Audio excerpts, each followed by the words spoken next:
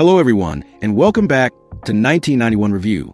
Have you ever wondered what it takes to transform a top 4 sect, one constantly at risk of being crushed, into an absolute powerhouse that dominates an entire region?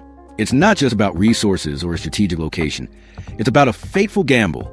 And in today's video, we're going to analyze the most successful investment deal in the history of the Heavenly South region, the destined connection between Han Li and the Drifting Cloud sect. The Drifting Cloud sect, a paper giant.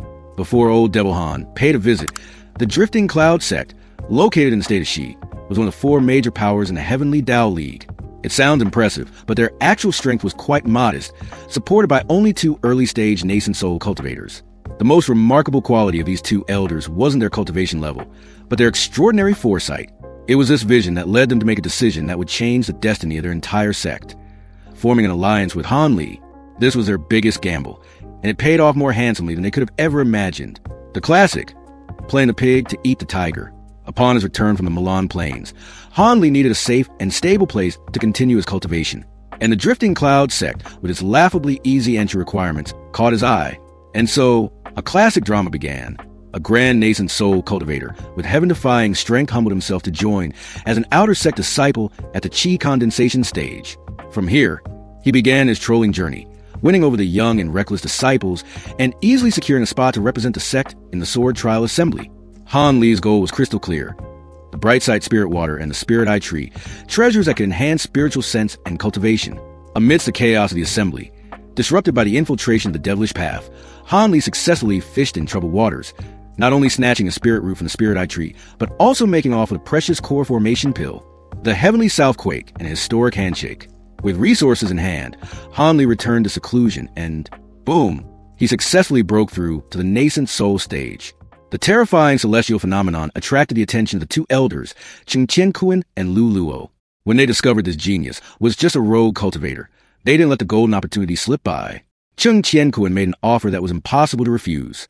Join as an elder with no managerial duties. Receive thousands of spirit stones annually.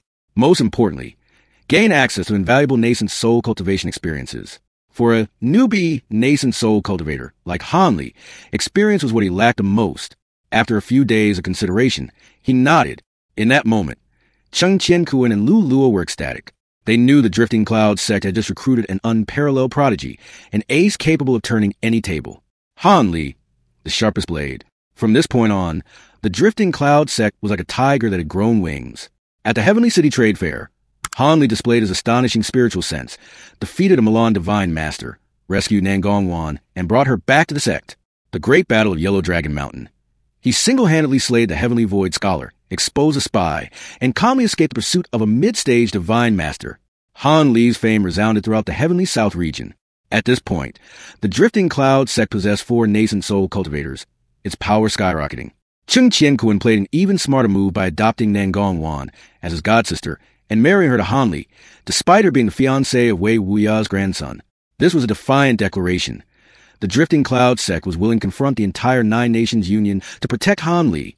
This was not a one-way relationship. When Cheng Qianquan was in peril in the Devilfall Valley, Han Li didn't hesitate to charge into danger to save him. He had truly come to see the Drifting Cloud sect as his home, and Cheng Qianquan as his respected senior brother.